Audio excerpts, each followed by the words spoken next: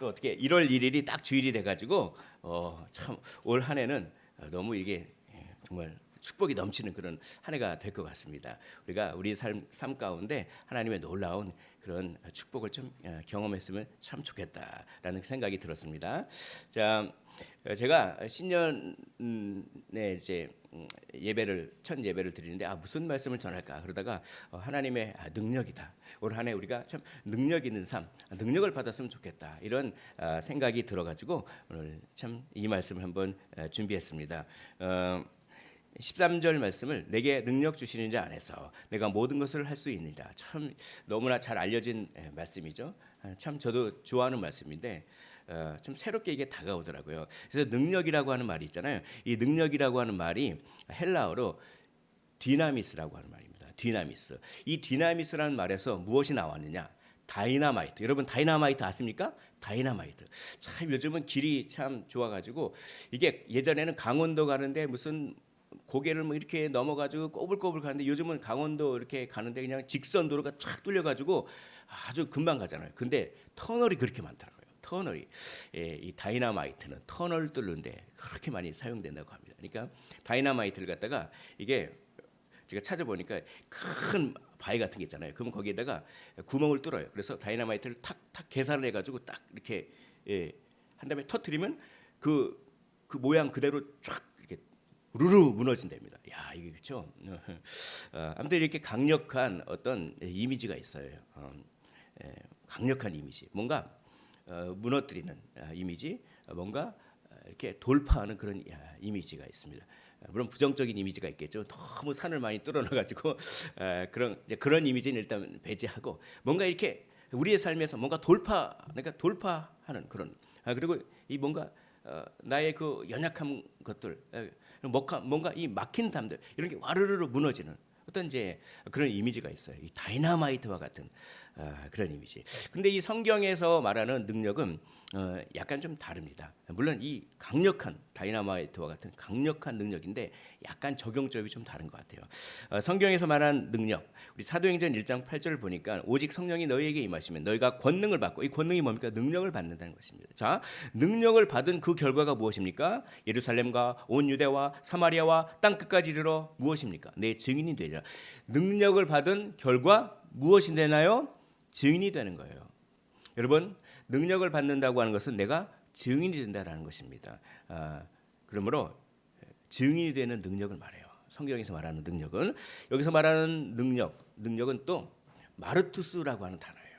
이 마르투스가 증인이에요. 근데 이 마르투스에서 어떤 단어가 나오느냐? 마르티어라고 하는 단어가 나옵니다. 마르티어는 순교자예요. 그러니까 이걸 이렇게 읽을 수 있어요. 너희가 능력을 받으면 예루살렘과 온 유대와 사마리아와 땅 끝까지 이르러 내 순교자가 되리라. 이게 이런 뜻이에요. 여러분, 기독교의 능력은 순교자가 되는 능력인 것입니다. 우리가 능력을 받으면 순교자가 돼요. 순교자는 어떤 사람이냐? 순교자는 하나님 나라의 목표를 가장 최우선으로 여기는 사람이 순교자예요. 그러니까 하나님 나라의 목표가 내 목숨보다도 더 우선순위에 있는 사람, 그게 이제 순교자죠. 우리가 그런 순교자적인 삶, 우리가 가장 최우선순위를 하나님의 나라와 그의 의를 두는, 그래서 하나님의 나라와 그의 의를 두기 때문에 내 감정적인 손해도 보고 내 물질적인 손해도 보고, 그렇죠? 내 자존심도 조금 그리 손해를 보고 뭐 그런 것들 다 감당하면서까지 하나님의 나라와 그 일을 가장 최우선으로 여기는 그런 것은 아무나 할 수 있습니까? 능력이 있어야 한단 말이죠. 능력이 있어야. 능력이 있는 사람만 그걸 하는 거예요. 우리가 그런 능력을 좀 받아야겠습니다. 그런 능력이 아예 없다. 그는 그리스도인이 아니죠. 우리가 그리스도인이라면 마땅히 그런 능력, 즉 헌신할 수 있는 능력을 얘기하는 것입니다. 오늘 읽기로는 빌립보서 4장 13절을 읽었지만 그 앞절 4장 12절에 이렇게 돼 있어요. 나는 비천에 처할 줄도 알고 풍부에 처할 줄도 알고 모든 일 곧 배부름과 배고픔과 풍부와 궁핍에도 처할 줄 아는. 그 다음에 뭐라고 돼 있습니까? 일체의 비결을 배웠노라. 일체의 비결이 뭡니까? 일체의 비결은 한마디로 자발성을 말해요. 자원하는 마음. 그러니까 내가 하나님의 은혜를 너무나 받으니까 자발성, 자원하는 마음이 생겨서 그 자원하는 마음으로 비천이라고 하는 곳으로 들어가는 겁니다. 그렇죠? 배고픔이라고 하는 것으로 들어가는 거예요. 궁핍이라고 하는 것으로 들어가는 그런 일체의 비결, 그런 능력을 배웠다라고 하는 것입니다. 근데 여기서 풍부라고 하는 말도 있고 배부름이라고 하는 말도 있죠. 그러면 그렇죠. 자원하는 마음이 없어도 우리가 그렇죠. 풍부, 배부름 이런 거에는 우리가 그냥 자연스럽게 들어가지 않습니까? 여기서 말하는 풍부와 배부름은 영적인 풍부를 말해요. 영적인 배부름이죠. 사도 바울이 예수님을 만나고 복음을 전하면서부터 뭐 이렇게 물질적인 풍부하고는 거리가 멀었죠. 돈은 많이 벌었습니다. 그 당시에 텐트 만드는 기술은 엄청난 고급 기술이었어요.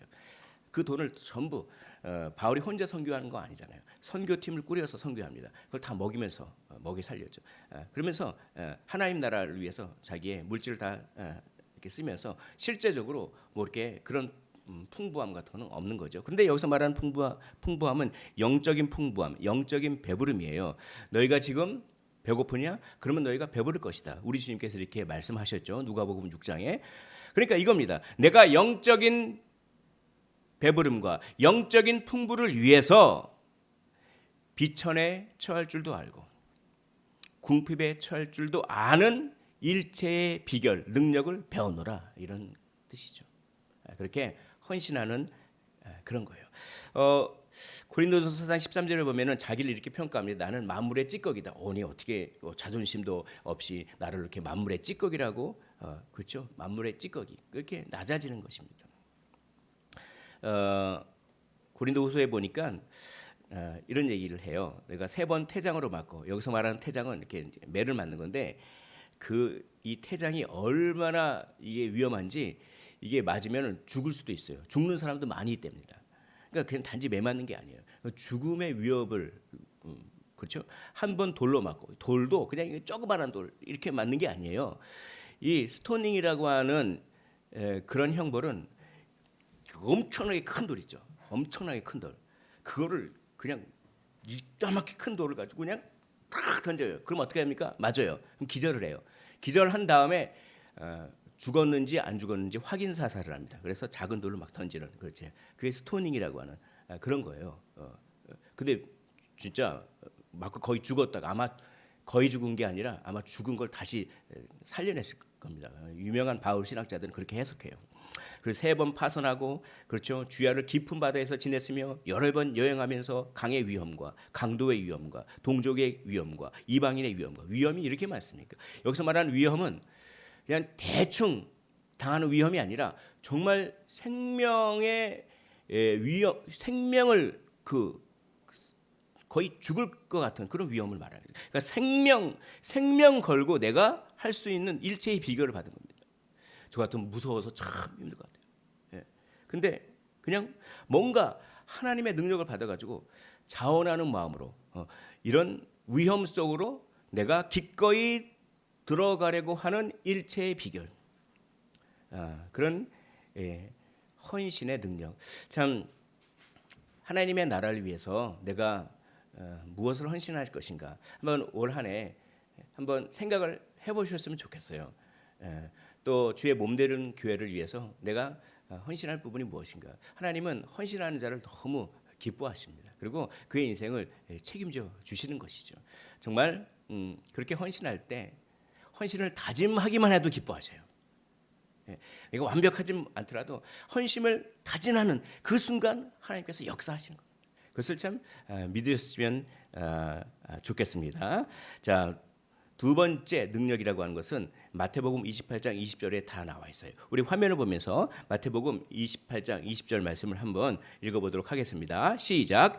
내가 너희에게 분부한 모든 것을 가르쳐 지키게 하라. 볼지어다 내가 세상 끝날까지 너희와 항상 함께 있으리라 하시니라. 이 말씀은 참 뭘 가르치라고 하는 말이죠. 그렇죠? 뭐 복음을 전하고 가르치라고 하는 말씀입니다. 그런데 가르치기로만 가르치라 여기서 딱 끝났습니다. 가르치기만 해라. 그러면 얼마나 쉬울까요? 가르치고 끝나면 되잖아요. 그런데 지키게 하라가 있어서요. 그래서 어려운 거예요. 여러분 언제 말씀을 지킬까요? 그건 말씀이 내 안으로 확 와서 뭔가 감동을 일으켜야지. 그래야 말씀을 지킬 거 아닙니까? 여러분 언제 감동을 받습니까? 저는 언제 감동을 받나요? 우리 모두는 언제 감동을 받나요? 말로는 그냥 청산유수야. 그냥 참 어떻게 보면 저를 향한 거겠죠. 말도 잘 못하지만 그래도 그렇죠. 예. 원고를 좀 써서 왔기 때문에 이 정도 하는 거지. 제가 말 잘 못합니다. 근데 그냥 아무튼 말은 청산유수야. 무슨 신약과 구약과 그걸 막 인용해 가면서 그래. 근데 행동은 전혀 그렇죠. 전혀 따르질 않아요. 그러면은 가르칠 수는 있겠지만 지키게 할 수는 있겠습니까? 그러니까 우리가 이 지키게 하라는 명령이 힘든 거예요. 뭡니까? 우리 인격이 변해야 돼요. 사람들은 교회가 변하기를 원합니다. 사람들은 교회가 말 잘하는 것을 원하지 않아요. 교회가 논리적이고 합리적이고 모든 인생의 문제를 그럴듯하게 설명하는 걸 원하지 않습니다. 사람들은 교회가 그렇게 사는 걸 원해요. 그래야 지켜지잖아요. 그러니까 너희에게 분부한 모든 것을 가르쳐 지키게 하라. 이건 뭡니까? 가르치기 전에 먼저 내가 말씀의 은혜를 받아서 내 삶이 그렇죠. 말씀의 지배를 받는 그런 인격의 변화를 말하는 거예요. 인격의 변화를 통하여 복음은 전해지는 것입니다. 한번 우리 따라해 볼까요? 변화가 전도다. 시작.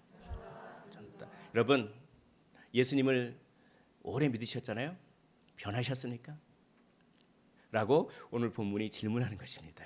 우리가 변해야 되는 거죠. 근데 능력은 뭐냐? 변화하는 능력인 거죠. 변화하는 능력. 우리가 능력을 받으면 우리가 변하게 되는 것입니다. 올 한 해 좀 변하셨으면 좋겠습니다. 변하지 않고 좋은 거는 계속 유지 발전하고 내가 꼭 변해야 될 것. 나의 인격이나 나의 성격이나 나의 말하는 습관이나 그렇죠? 나의 이 습관 때문에 꼭 갈등을 일으켜 다른 사람과 나의 이 습관 때문에 꼭 하나님께 영광을 돌리지 않고 그래요. 그런 걸 좀 변했으면 좋겠어요. 그게 바로 능력인 거죠. 변화하는 능력. 우리 주님께서는 그래서 변화를 너무나 기뻐하셔서 가장 먼저 한 첫 번째 기적이 무엇입니까? 물이 변하여 포도주가 되는 거죠. 변화라는 것입니다. 변화가 중요하다는 것입니다. 갈라디아서 5장에 보면은 두 가지의 충동이 있답니다. 여기서 육체의 소욕, 성령의 소욕 이거를 충동이라고 번역해도 돼요. 조금 쉬운 말로 우리가 충동하잖아요. 충동이 있어. 우리 한번 그거 한번 해볼까? 이렇게 충동. 근데 충동에는 두 종류의 충동이 있답니다. 하나는 육체의 충동. 그러니까 내가 맨날 이렇게 거룩한 삶을 사는데 그냥 이게 너무 오늘 하루 내가 한번 삐딱선 한번 타볼까? 이렇게 그런 충동, 이 육체의 충동이죠. 그런 충동과 싸우는 충동이 있는데 거룩한 충동이에요. 내가 오늘 하나님 나라를 위해서 내가 이거 한번 해볼까? 내가 오늘 하나님 나라를 위해서 이거 한번 해볼까? 이런 충동. 이 육체의 충동과 이 성령의 충동이 서로 싸웁니다. 누가 이길까요? 궁극적으로는 성령의 충동이 이기지만 우리는 육체의 충동에 사로잡힐 때가 얼마나 많습니까? 그러니까 성령 충만은 뭡니까? 성령 충만이라고 하는 것은 충동, 거룩한 충동이 충만한 거예요. 그래서 그 거룩한 충동이 육체의 충동을 이길 때 우리는 성령 충만하다 이렇게 얘기하는 겁니다. 성령에 충만해서 우리가 변화돼야 되는 거예요.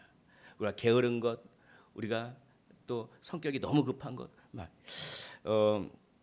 이게 우리가 변화를 참 추구하잖아요. 그래서 새해 되면 새해 계획을 다 세우는데 새해 목표도 세우고 혹시 새해 계획 목표 이런 것 좀 세우셨습니까?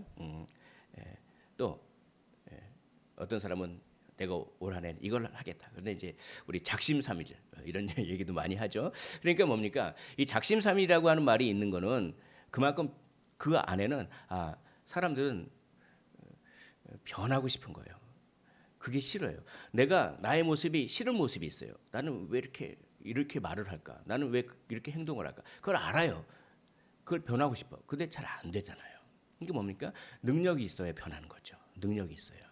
그래서 성경이 말하는 능력은 인격이 변하는 그런 능력인 것입니다.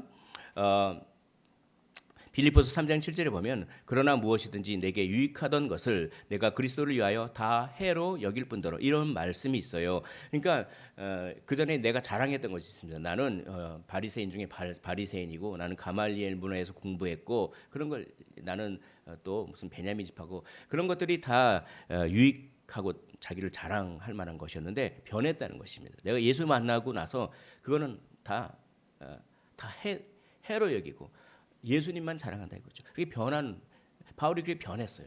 그리고 우리에게도 정말 변하기를 원하는 것입니다. 우리가 레파토리에 도전하십시오. 레파토리. 이 습관이 무섭더라고요. 그래서 늘 갈등을 일으키고 죄를 일으키는 늘 내가 하는 그 어떤 그 레파토리. 그래서 그 습관. 거기에 도전하는 한 해가 되셨으면 좋겠습니다. 거기 도전하는 거죠. 어떻게 도전하느냐? 내게 능력 주시는 자 안에서 내가 모든 걸 할 수 있느니라. 이렇게. 그러니까 바울은 그게 마음속으로 그런 말을 많이 했던 거예요. 내게 능력 주시는 자 안에서 내가 모든 것을 할 수 있느니라. 이걸 외치면서 강도의 위험과 여행의 위험과 그 매 맞는 거의 위험과 그런 걸 들어가는 이유는 들어가기 전에 내게 능력 주시는 자 안에서 내가 모든 것을 할 수 있느니라. 마음속으로 외치니까 그게 마음속에 가득한 것이 입 밖으로 나오잖아요. 그게 나와가지고 성경이 된 참 그러게 주님의 마음이죠. 그 마음이 참 우리 마음이 됐으면 좋겠는데 우리가 정말 눈과 귀와 손과 발과 입의 변화가 있으면 좋겠습니다. 우리가 보는 것, 우리가 지금 무엇을 봅니까? 그게 하나님 기뻐하시지 않는 거라면 보는 것을 바꾸십시오. 우리가 듣는 것, 우리는 무엇을 듣습니까? 그것이 하나님이 기뻐하시지 않는 거라면 우리가 듣는 것을 바꾸십시오. 우리의 얼굴을 바꾸십시오. 우리의 표정을 바꾸십시오. 우리의 손과 발, 우리의 행동이 하나님이 원하시지 않는 것이라면 그걸 바꾸라고 얘기를 합니다. 그리고 우리의 입술, 우리의 말. 참 제가 이런 게 있더라고요. 그러니까 늘 나를 서운하게 하는 어떤 패턴이 있어요. 패턴, 어떤 방식이 있단 말이죠. 어떤 사람이 이런 말을 할 때는 서운함이 밀려요. 다른 말들은 다 참겠는데 어떤 나에게 아킬레스건이 되는 그런 말을 하면 그걸 참 못 참을 때가 있잖아요. 그리고 상황이 다른 거는 마음의 여유가 있고 넉넉한데 꼭 상황이 이런 상황이 되면 그건 또 못 견디는 나만의 그런 게 있더라고요. 근데 그게 참 너무 좀 서운함이 막 밀려오니까 기도하는 도중에 서운한 마음이 밀려오더라고요. 그 참 제가 죄인이에요. 참. 그러니까 이게 새벽 기도에 제가 새벽 강단에서 계속 기도를 하고 있는데 하나님의 영광 돌리고 막 기도하는데 갑자기 그게 생각이 나. 그게 생각이 나면서 갑자기 서운함이 막 밀려와요. 근데 기도하는 중이잖아요. 그게 그러니까 어떻게 됩니까? 막 물리치면서 막 이게 그 악한 영이 그냥 기도 못하게 하려고 그러나 막 그걸 막 왜 그때 그런 말을 했지? 왜 상황은 이렇게 되는 거지? 그게 막 밀려오는 거예요. 그래서 그걸 물리치면서 막 기도하는데 계속 기도하는데 하나님께서 이러시더라고요. 네가 바뀌어라. 저는 그게 얼마 전 일입니다. 그거 알고 있는 거거든요. 상황 바꾸는 게 아니라 내가 바꾸는 게 중요하다. 이거 우리가 다 알잖아요. 근데 하나님이 갑자기 무슨 음성으로 네가 바뀌어라. 근데 제 마음속에 하나님 제가 그거 바꾸기 너무 힘든데요. 왜냐하면 제 생활 패턴이 그거는 참 제가 다른 거는 다 바꾸겠지만 그건 제게 너무 깊숙하게 제 습관화가 된 거라서 그걸 잘 못 바꾸겠습니다. 그리고 참 어떻게 그런 상황이 되면 저는 왜 이렇게 서운한 마음이 들까요? 참 못 바꾸겠습니다. 그런데 하나님이 이런 말씀하시는 거예요. 내게 능력 주시는 자 안에서 내가 모든 걸 할 수 있느니라. 그래서 제가 이 빌립보서 설교를 하게 된 동기가 참 이런 거예요, 사실. 그러니까 이 말씀을 내게 능력 주시는 자 안에서 내가 모든 것을 할 수 있느라고 하는 말씀을 저는 그냥 이렇게만 적용했어요. 내가 하나님 나라를 위해서 내가 능력 주시는 자 안에서 내가 이것도 하고 저것도. 그런데 하나님은 그런 것도 원하시지만 하나님의 관심은 내가 바뀌는 거더라고요. 너는 지금 목회를 하고 있지 않니? 너는 지금 성도들을 목회를 하고 있는데 사실 너는 너 자신을 목회해라. 그게 내가 원하는 것이다. 그렇습니다. 제가 무슨 용가리 통뼈도 아니고 그렇죠? 제가 무슨 능력으로 여기 계신 분들을 말씀을 지키게 하겠습니까? 그건 성령께서 하셔야 돼요. 제가 하는 건 뭡니까? 제가 변하는 거예요. 그러면 하나님은 그것을 거룩한 통로로 사용하셔서 감동을 전파하시는 거죠. 우리가 복음을 전할 때 맨 먼저 예루살렘의 복음이 전해져야 돼요. 예루살렘과 그렇죠? 온 유대와 그렇죠? 사마리아와 땅끝까지. 근데 우리는 그냥 땅끝만 생각해요. 예루살렘의 복음이 전해져야 그게 영향력이 전파돼서 온 유대와 사마리아와 땅끝까지 복음이 전해질 것 아니겠습니까? 예루살렘은 나 자신이에요.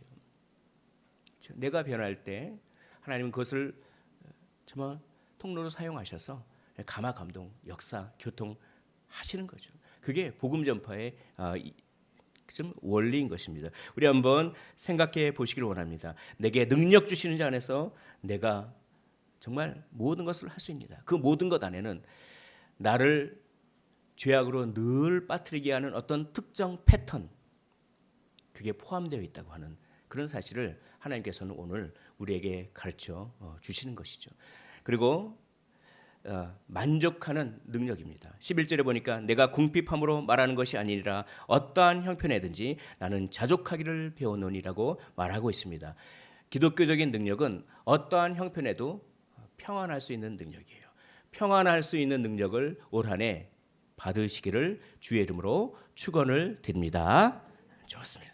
아멘 하시니까 좀 복이 오실 거예요. 우리 주님이 얼마나 평안을 그렇게 강조하시는지 요한복음 14장 2절 27절에 평안을 너에게 끼치노니 곧 나의 평안을 너에게 주노라. 내가 너에게 주는 것은 세상에 주는 것과 같지 아니하노라. 근심하지 마십시오. 두려워하지 마십시오. 주님께서 주시는 평정심을, 그 평안의 능력을 경험하셨으면 좋겠습니다. 우리 주님이 부활하셨어요. 우리 주님이 부활하셔서 맨 처음에 만나셔 그냥 마가의 다락방에 갇혀 있었잖아요.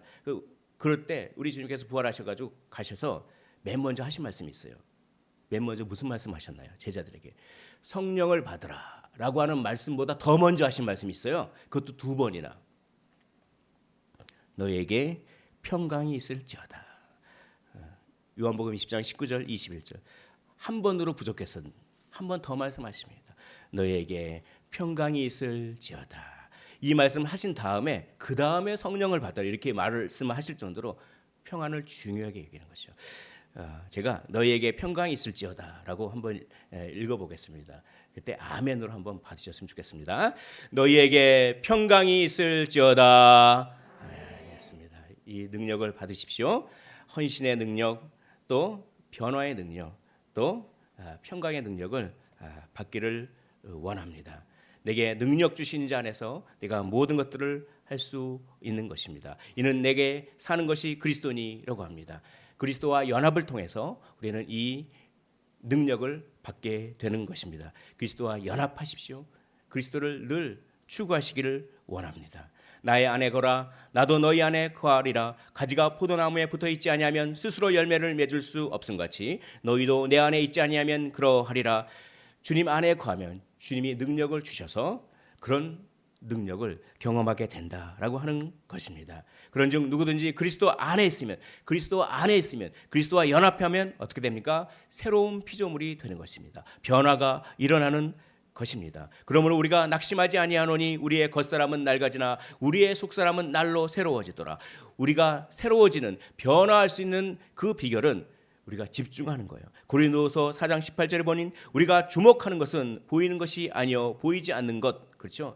영원한 것, 가장 중요한 것, 정말로 중요한 것에 집중할 때, 주목할 때 세상 염려, 걱정, 근심, 두려움은 자연적으로 떨어져 나가요. 그리고 주님과 친밀한 교제를 하게 됩니다. 그럴 때 능력을 받는 거예요. 우리가 예수님께 집중할 때, 하나님의 말씀에 집중할 때 우리는 이런 능력을 받게 되는 것입니다. 육신을 따르는 자는 육신의 일을 늘 집중합니다. 영을 따르는 자는 영의 일을 늘, 하나님의 말씀을 늘 집중합니다. 그러니까 육신을 따르는 자는 오늘 내가 육신의 즐거움을 위해서 무엇을 할까? 관심이 그거예요. 그러나 영을 따르는 자는 내가 오늘 하나님과 어떻게 교제할까? 관심이 이거예요. 관심이 그 사람의 인생 아니겠습니까? 그래서 집중이라고 하는 것이 그렇게 중요하더라고요. 그래서 육신의 생각 이거는 집중이에요. 육신적인 일에 집중하는 사람은 사망이요, 영적인 일에 집중하는 사람은 생명과 평안이니라라고 얘기합니다. 우리가 내가 가장 시간을 많이 투자하고 있는 것, 그것이 내가 집중하고 있는 거잖아요. 그것이 하나님이 기뻐하시는 일이었으면 좋겠습니다. 그럴 때 우리는 능력을 받게 되는 것입니다. 너희 안에 이 마음을 품으라. 곧 그리스도 예수의 마음이니. 우리 주님의 마음을 품으십시오. 주님께 집중하십시오. 그 마음은 무엇입니까? 종의 자기를 비우는 마음입니다. 그리고 자기를 낮추는 마음입니다. 그리고 죽기까지 복종하는 마음입니다. 그러니까 예수님을 늘 생각하는 거예요. 예수님은 자기를 비우셨지, 예수님은 종처럼 되셨지, 예수님은 자기를 낮추셨지, 예수님은 죽기까지 복종하셨지, 예수님은 십자가에 죽으셨지. 예수를 늘 생각하는 거예요. 그래서 예수께 집중하는 겁니다. 그럴 때 우리는 예수님과 연결되어서 예수님으로부터 나오는 놀라운 그 능력, 아까 말한 세 가지의 능력을 받게 되는 것입니다. 우리 고린도후서 12장 9절로 10절, 여기 9절만 나와 있네요. 화면을 보면서 이것을 우리 한 목소리로 한번 읽어보도록 하겠습니다. 나에게 이르시기를 내 은혜가 내게 족하도다. 이는 내 능력이 약한 데서 온전하여 짐이라 하신지라. 그러므로 도리어 크게 기뻐함으로 나의 여러 약한 것들에 대하여 자랑하리니 이는 그리스도의 능력이 내게 머물게 하려 함이라. 그리스도의 능력은 약할 때 생기는 것입니다. 하나님을 의지하십시오. 하나님께 집중하고 하나님을 의지하십시오. 하나님을 의지한다고 하는 것은 이거예요. 나의 문제를 주님께 계속 올려드리는 겁니다. 계속 올려드려요. 계속 주님 어쩌죠? 이랬습니다. 주님 어쩌죠? 이랬습니다. 계속 그게 내가 약하다고 하는 겁니다. 근데 주님께 나의 모든 것들을 올려드리지 않는다는 것은 내가 내 힘으로 그걸 해결할 수 있다는 거잖아요. 그건 약함이 아니죠. 능력은 강함이 아니라 약한 데서 온전해진다라고 하는 것입니다. 능력을 어떻게 받습니까? 하나님께 집중하십시오. 능력을 어떻게 받습니까? 약해지십시오. 즉 하나님을 의지하십시오. 우리 올 한 해 정말 이런 삶을 살기로 결단하기를 원합니다. 정말로 중요한 것에 집중하자. 즉 하나님께 집중하자. 또 하나님을 의지하자. 나의 문제를 늘 하나님께 그렇게 올려드리다. 이렇게 하나님께 집중하고 의지하면 우리가 능력을 경험하게 될 것입니다. 헌신의 능력, 변화의 능력, 그리고 평안의 능력을 받으시기를 주의 이름으로 축원을 드립니다.